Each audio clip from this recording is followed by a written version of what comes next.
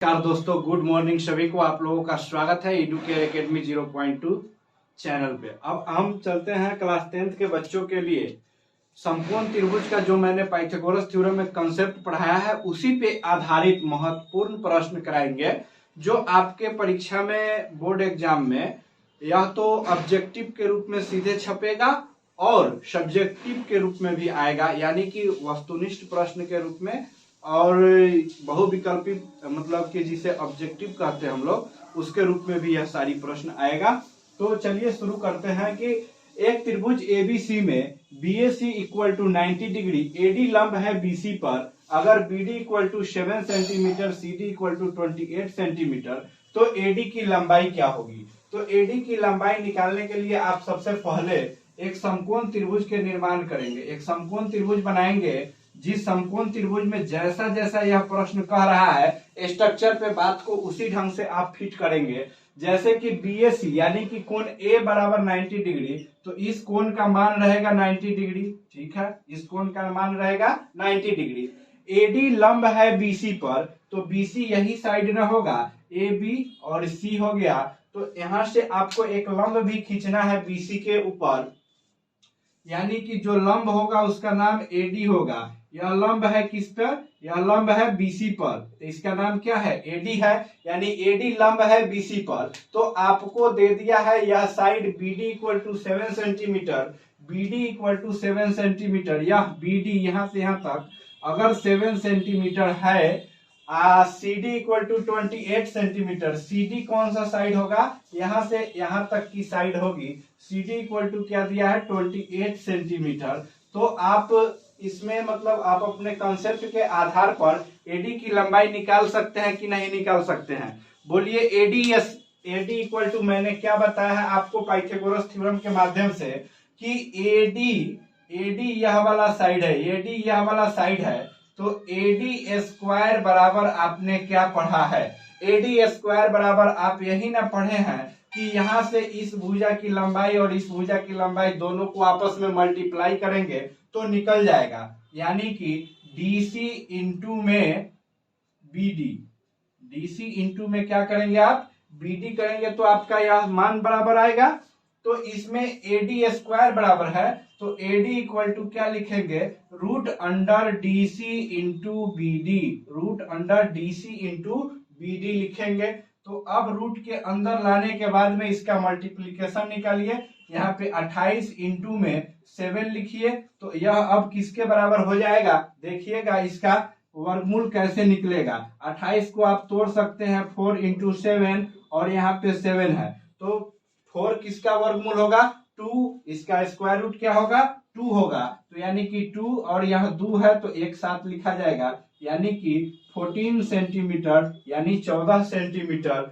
इस side AD की लंबाई, यही ना एडी है, इस एडी की लंबाई क्या निकल के आ गया 14 सेंटीमीटर। तो ध्यान दीजिएगा, चला हर एक प्रश्न कराएंगे हम, आप सिर्फ धैर्य रखिएगा। इसके बाद में दूसरा कह रहा है कि त्रिभुज एबीसी एक समकोण त्रिभुज है, कर्ण बीसी पर एडी लंब है, यदि AC इक्वल टू 2AB तो BD का मान निकालिए। सेम कंसेप्ट है जो मैंने पिछले वीडियो में पढ़ा रखे हैं आपको, अगर आप नहीं देखे हैं तो इन सारी वीडियो को पहले जा करके देखिए, तब प्रश्न बनाइएगा, बहुत मजा आएगा। चला आप लोग के लिए एक मोटिवेशन है, जो आदमी जिस काम को कर रहा है अगर उस आदमी को वह काम करने में ना धूप लगे, ना छांव लगे, ना भूख लगे, ना प्यास लगे, तो समझ लीजिएगा कि आपकी काम आपको सफलता जरूर दिलाएगा।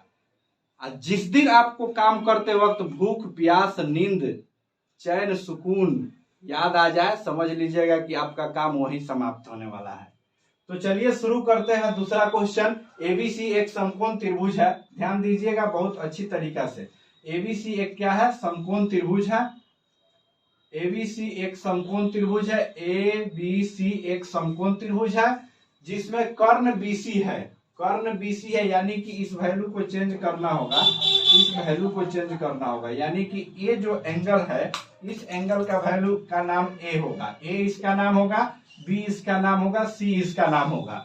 ठीक है, तो कर्ण बीसी है, एडी लंब है, एडी लंब है एसी पर, एडी लंब हो जाएगा एसी पर, यानी यहां से एक लंब हम दे देंगे एडी, जो उसमें लिखना छूट गया है। एडी लंब है,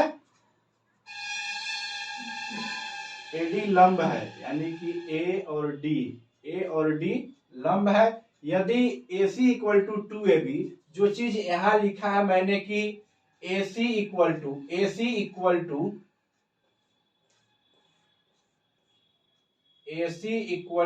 2AB, इसी बात से इसका रेशियो निकल जाएगा, तो BD का मान क्या होगा? तो इसी BD का वैल्यू इसने पूछ रखा है, इसी BD का वैल्यू पूछ रखा है। तो चलिए शुरू करते हैं, देखते हैं कि क्या होता है, कैसे होता है। तो यहां से सबसे पहले मेरे दोस्त आपको दिया हुआ है इस प्रश्न में कि AC equal to 2AB, AC equal to क्या दिया हुआ है? 2AB। तो ध्यान दीजिएगा मेरे मित्र, इस प्रश्न को बनाने से पहले रेशियो में हम इसके वैल्यू को निकालेंगे, यानी कि यहाँ पे इसमें मल्टीप्लाई है 2 से, यहाँ पे कुछ भी नहीं है तो यहाँ पे मल्टीप्लाई है 1 से। तो जब हम इसका रेशियो बनाएंगे ना चला जी, तो यह 2:1 के रेशियो में आ जाएगा, यानी कि AC का वैल्यू हो जाएगा, AC का वैल्यू 2 हो जाएगा, AB का वैल्यू 1 हो जाएगा। तो अब यही रेशियो को यहाँ पे लिख दीजिए, AC 2 हो गया और AB 1 हो गया। तो भैया पाइथागोरस थ्योरम में आप एक बात पढ़े होंगे, पाइथागोरस थ्योरम में पढ़े हैं कि कर्ण के स्क्वायर के बराबर, पाइथागोरस थ्योरम में ही ना पढ़े हैं आप, कर्ण स्क्वायर बराबर लंब स्क्वायर यानी H square plus B square.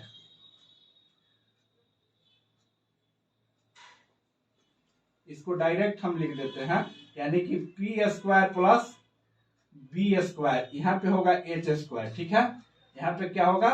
H square, यानी कि आप कर्ण के स्क्वायर बराबर पढ़े हैं लंब स्क्वायर प्लस आधार का स्क्वायर। तो आइए ना देखते हैं अपने समकोण त्रिभुज में, आइए देखते हैं समकोण त्रिभुज में क्या है। H स्क्वायर बराबर आप 2 का स्क्वायर लिखेंगे प्लस 1 का स्क्वायर लिखेंगे। 2 का स्क्वायर कितना होता है?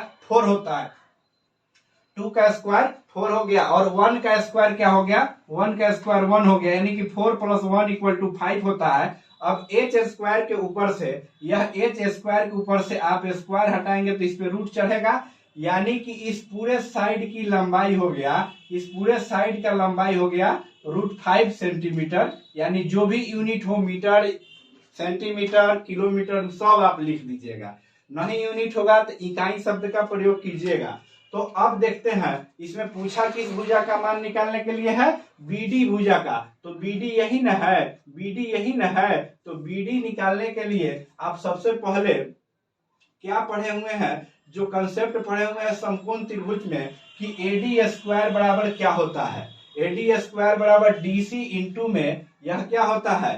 बोलिए, BD होता है। और यह आप एक बात और मेरे थ्योरम के माध्यम से ही पढ़े हुए हैं, जिसमें पाइथागोरस थ्योरम में एक बात आपको हम बताए हैं बहुत फ्रेश और क्लियरली, मेरे फर्स्ट वीडियो में है, आप देख सकते हैं। जैसे ये BD है, तो इस BD की लंबाई निकालने के लिए हम लोग क्या करते हैं?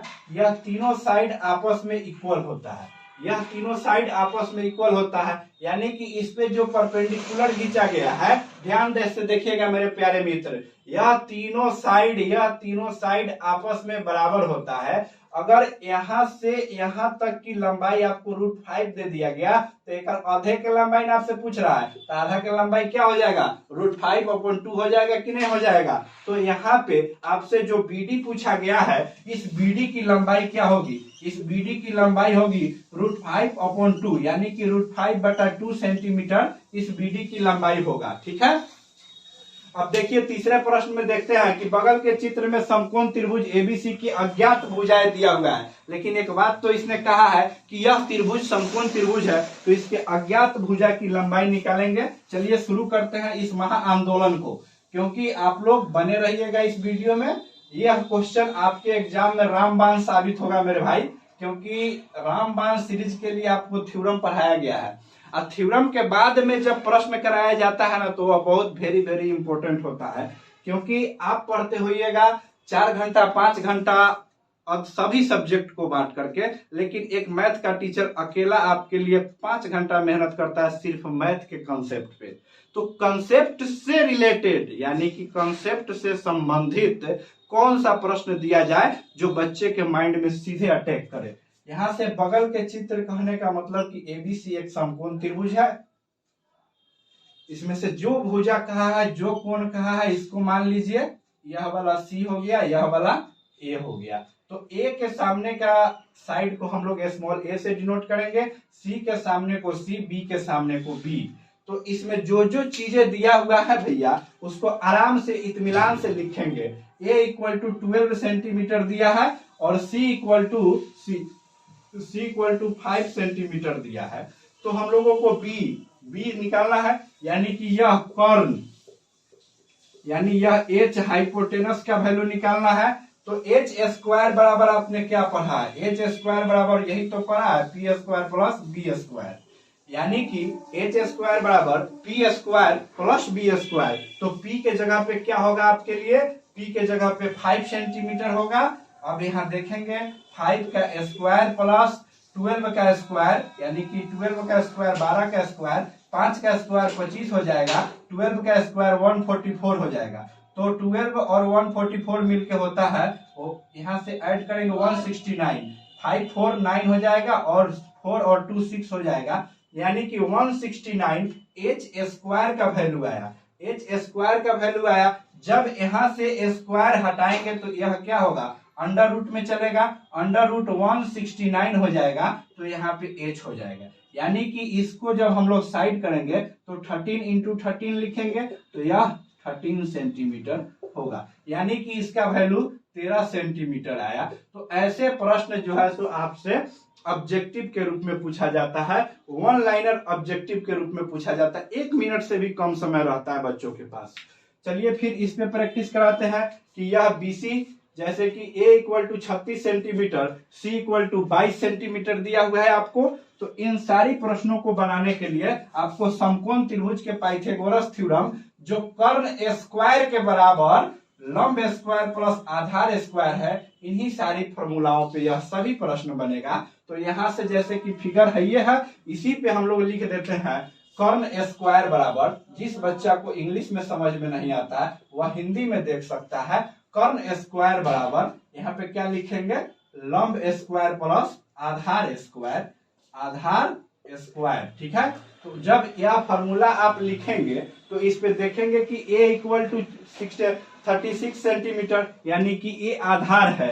तो भैया यहाँ पे ध्यान दीजिएगा, आधार का वैल्यू आपको दिया है 36, यानी कि 36 का आप करेंगे स्क्वायर प्लस, अब देखिए c क्या है, c 22 सेंटीमीटर, तो c तो लंब है, तो लंब का यहाँ पे वैल्यू रखेंगे 22 का स्क्वायर। अब यहाँ पे लिखेंगे आप कर्ण का स्क्वायर, कर्ण का स्क्वायर, कर्ण का स्क्वायर। तो चलिए देखते हैं कि कर्ण के स्क्वायर निकालने से पहले इन दोनों को स्क्वायर निकाल के आपको ऐड करना होगा। तो 36 के स्क्वायर आप कैसे निकालेंगे, यहाँ पे आप मल्टीप्लाई कर लेंगे 36 इंटू 36, 6 जा क्या होता है 36 का क्या होगा 6 होगा और कैरी 3 होगा, यहाँ पे क्या हो जाएगा 216, और इसको 3 बार में जब आप मल्टीप्लाई करेंगे तो यह 108 हो जाएगा, यानी कि 6 3 18 का 8, आप ही के अनुसार मल्टीप्लाई करके बताएंगे आपको कि 6 3 18 के 8, कैरी 1 बचा, 3 3 जा 9 और 1 10। अब यहाँ पे देखिए 6 और यह हो गया 9, 2 और 1, यह कितना हुआ 1296। यहाँ पे लिखेंगे 1296 प्लस, अब यहाँ पे देखिए इसका स्क्वायर क्या होता है, ऐसे भी आप लिख सकते हैं कि 484 होता है, 484 होता है। उसके बाद में कर्ण का स्क्वायर क्या होगा, कर्ण का स्क्वायर क्या होगा, तो इन दोनों को जोड़िए, सबसे पहले इन दोनों को आप ऐड कीजिए, उसके बाद इसका स्क्वायर निकालिए। तो ऐड कीजिएगा तो इसमें 484 लिखना होगा आपको। चलिए ऐड कीजिए, 6 और 4 10 होता है, कैरी 1 बचा, 8 9 17 होता है, एक 17 और एक कितना हुआ 18 का 1 हो गया। उसके बाद में कैरी 1 बचा हुआ है और 2 और 4 6, एक 7 हो गया।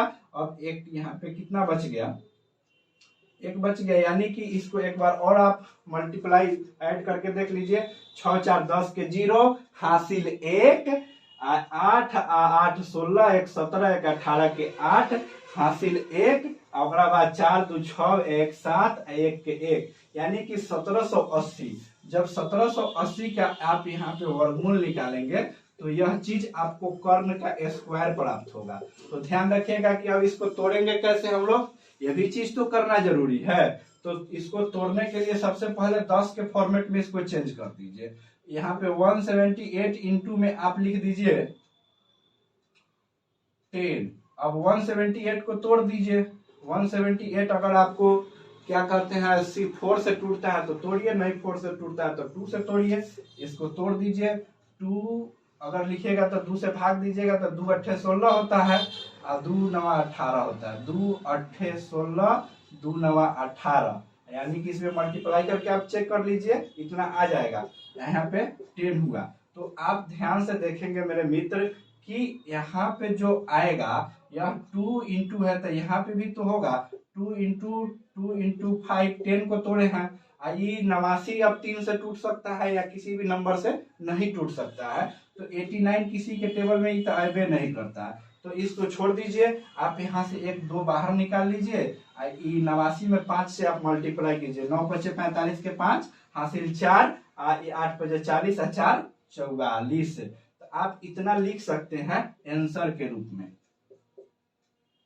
तो इस प्रश्न में इसी तरीका के आपको प्रयोग करना है। अब यहाँ पे बी नंबर में 50 सेंटीमीटर है, ए इक्वल टू 14 सेंटीमीटर। तो ध्यान दीजिएगा बी यानी कि यह कर्ण का मान दिया है 50 और ए मतलब आधार का मतलब यह आधार दिया है आपको 14। तो आप फिर से फॉर्मूला का प्रयोग करेंगे। इसको हम मिटाते हैं, उसके बाद आपको फिर बताएंगे कि कौन सा प्रश्न कैसे करना है।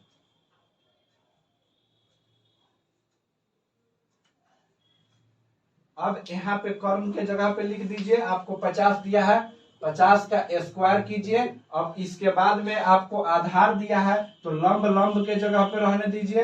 लंब का स्क्वायर प्लस में आधार के जगह पे 14 दिया है तो 14 का आप स्क्वायर लिख लीजिए। 50 का स्क्वायर कितना होता है 2500 इक्वल टू लंब के जगह पे रहेगा लंब स्क्वायर प्लस 14 की स्क्वायर क्या होता है 196 होता है यानी 196 196। अब 2500 में से आप 196 को घटाएंगे यानी कि यहाँ पे लिखेंगे लंब स्क्वायर बराबर 2500 माइनस 196। तो यहाँ पे घटाइए 4 आएगा यह और यहाँ पे 990 हो गया और यहाँ पे 4 आ गया और यह क्या हुआ 2 आ गया। यानी कि लंब का जो मान होगा, लंब का जो वैल्यू होगा √2404 का ही फैक्टर होगा। तो इसका आप फैक्टर तोड़ लीजिएगा तब ना वर्गमूल निकलेगा। सबसे पहले इसे 4 अलग कीजिए तो 4 अलग कीजिएगा तो 6 चौका 24 मल्टीप्लाई कीजिएगा तो 6 चौका 24 जीरो अपने जगह पे अब 4 1 जा 4। अब इसमें जिस आधार पे आपको करना होगा कर लीजिएगा। हम फिलहाल आपको इतना 4 का वर्गमूल 2 बाहर करते हैं 601 आपका आंसर देते हैं कि आपको इतना आंसर देना होगा। अब यहाँ पे कर्ण का वैल्यू 13 सेंटीमीटर और एक भुजा की लंबाई 12 सेंटीमीटर दिया है। तो कर्ण का जो मान होगा उसको आप लिखते हुए इस प्रश्न को बनाएंगे कि यह प्रश्न कैसे बनेगा। कर्ण का वैल्यू है 13 सेंटीमीटर तो कर्ण यही है ना, 13 हो गया। अब एक भुजा की लंबाई 12 है, इस दोनों में से किसी एक भुजा की लंबाई 12 है, इस दोनों में से किसी एक का। तो मान लीजिए BC निकालना है तो कर्ण के स्क्वायर यानी कि 13 का स्क्वायर माइनस 12 का स्क्वायर कीजिएगा। 169 में से 144 को आप माइनस कीजिएगा तो आपके पास 25 आएगा और इसी 25 को आप अंडर रूट में लेंगे तो आपको 5 सेंटीमीटर आंसर आएगा। यानी कि इस प्रश्न का उत्तर आपके सामने 5 सेंटीमीटर आने जा रहा है। तो इस प्रकार मैथ को सोल्व कीजिए विद कंसेप्ट के साथ एंड सब्सक्राइब एडुकेयर एकेडमी 0.2। चलिए अब चौथा प्रश्न की तरफ चलते हैं और उस प्रश्न का नक्शे नाबूद करेंगे। चला समद्विबाहु समकोण कह रहा है तो समद्विबाहु समकोण के मतलब क्या होता है? समद्विबाहु समकोण के मतलब होता है दो भुजा आपस में इक्वल होना चाहिए। समद्विबाहु समकोण का मतलब होता है two sides are equal in this triangle, two sides equal in this triangle A B और सी, दिस इज 90 डिग्री। ठीक है, यह 90 डिग्री हो गया। अब इसमें दो भुजा कह रहा है आपस में इक्वल होगा। अगर यह 4 सेंटीमीटर होगा तो यह भी 4 सेंटीमीटर ही होगा, क्योंकि इसमें लगा हुआ है समद्विबाहु समकोण त्रिभुज। समद्विबाहु समकोण त्रिभुज का मतलब होता है two sides are equal in this triangle, यानी दो भुजाएं आपस में जब बराबर होती है तो उस त्रिभुज को समद्विबाहु समकोण त्रिभुज हम लोग कह सकते हैं।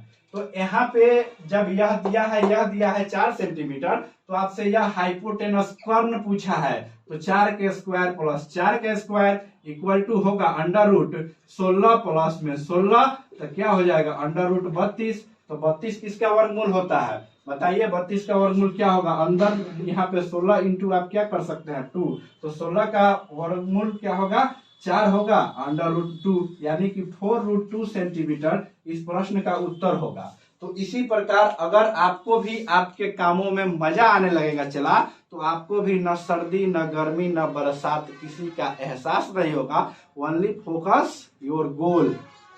ठीक है, आप अपने काम पे अगर लगन मेहनत रखते हैं तो आपको इन सारी चीजों की ध्यान नहीं होती है। तो इससे बड़ा मोटिवेशन आपके लिए क्या होगा, like share and subscribe this channel.